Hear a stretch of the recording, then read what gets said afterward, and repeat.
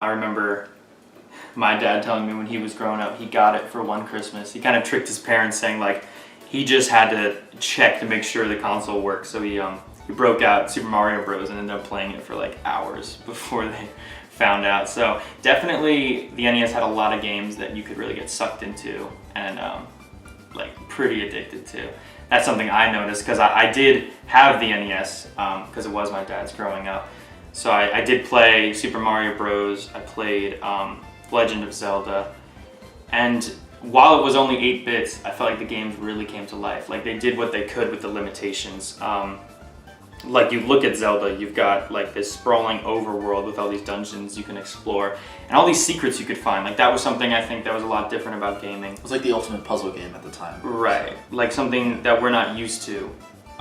You know, where you can just kind of look up what to do and have all these guides, is that people were really figuring out how to beat games better. People would find the secret warp pipes in Super Mario Bros. So that was something that I feel like adds a lot to the legacy of Nintendo. I have some very fond memories of the Game Boy. I think I have to correct a prior statement about the N64 being my first.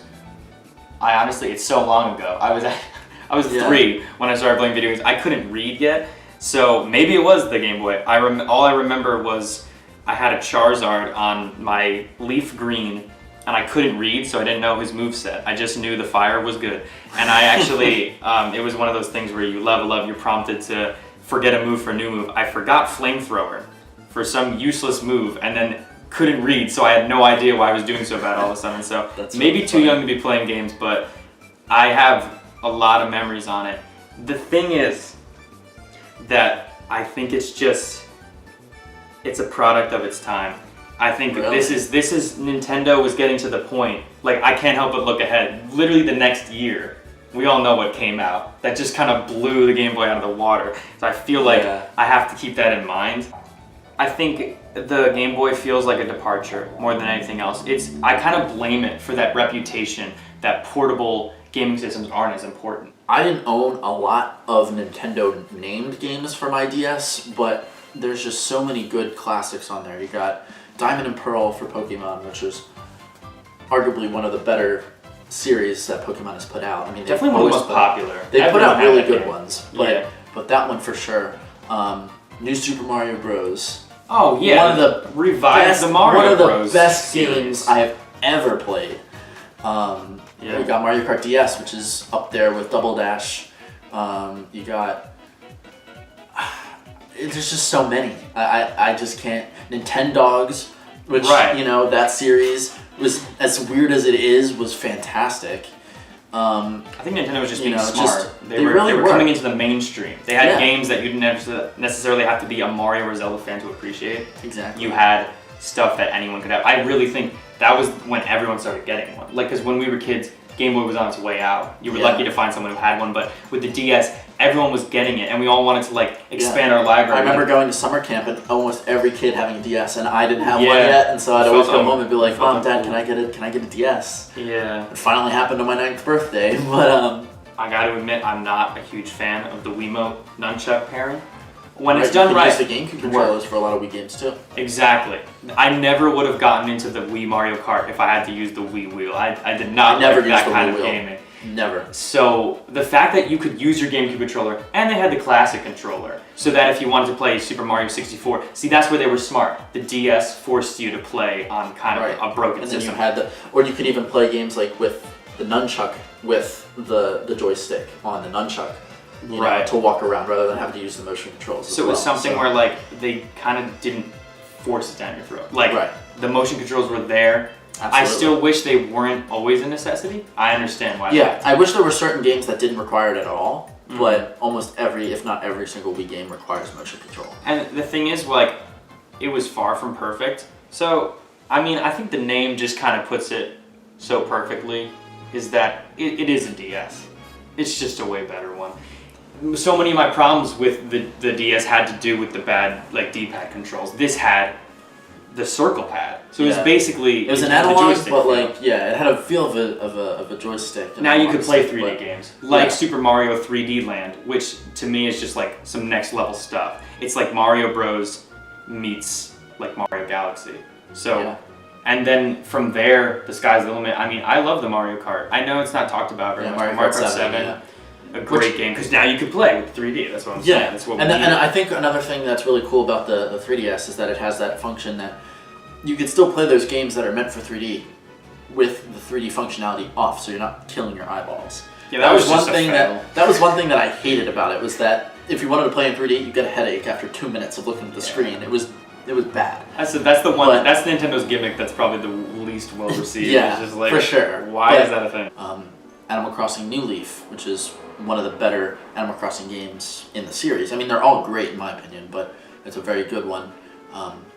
One that kind of, what we were talking about the Wii, that kind of just met the society and like what they kind of adapted to what people wanted to do. And so with New Leaf, it was so free that you could do whatever you wanted really. Like within the confines of the game, but you were able to customize things that you couldn't in normal Animal Crossing games. So I think that was really cool. Ocarina of Time 3D. 3D was really great. Yeah, So, and they did Star Fox too. I think the thing that I liked about the 3DS was it was kind of a return to basics. Like it felt like a new start because they brought some old games back. right. Yeah. It felt like it even though it was just kind of capitalizing on the DS, it was its own system. right. And then you brought a also lot had back. you had the Mario and Sonic and the Epic Games on there as well. Games that you could picture on the Wii, not just the DS, on the 3DS. And I think it's really great too. And it had its own Mii system. Yeah, So that's true. got That's that. true. They introduced the gamepad, which I think is actually the highlight of this console. I think it's really cool and it's a great concept. However, with false advertising, they made it sound like, oh, I can play my game on the couch, and then if I needed to go to the bedroom or something, I want to lay down and play it, I can do that. Well, I walk upstairs, I lay down on my bed, and I get disconnected because it's too far from the console. So I just think it was a nice idea that was very poorly executed. The library is very disappointing Oh yeah. in a lot of ways because it's just a lot of games that you loved that they remaster, which is, they don't even remaster it. They just put it on the system with slightly better graphics. There's nothing really new to the game that remasters it. It Yeah, just I mean kind of- Skyward Sword is that's coming out next month, which we'll see how Yeah. that is, but Well, they didn't come. They kind of I guess in a way discontinued the new Super Mario Bros. Series by just re-releasing You. And the funny thing New about Super that Mario is Bros. they literally U had Deluxe. the Yeah, system it's- right in the name, and they think they could just make that a Switch game. That's where I see. That's where the and difference 3D is for me. World, that came out too. Right. It's like the Wii let you play these old games, and it had the Wii Shop for the really old games. I didn't feel like it was an excuse to get out of making new content. I felt like it was a way to keep Nintendo's legacy alive. With the Switch, I see it as a cop-out. I think they either don't have the ideas or they don't want to keep building on stuff, so they re-release old games and think that kind of gets them out of it. And Yeah. that to me is kind of inexcusable.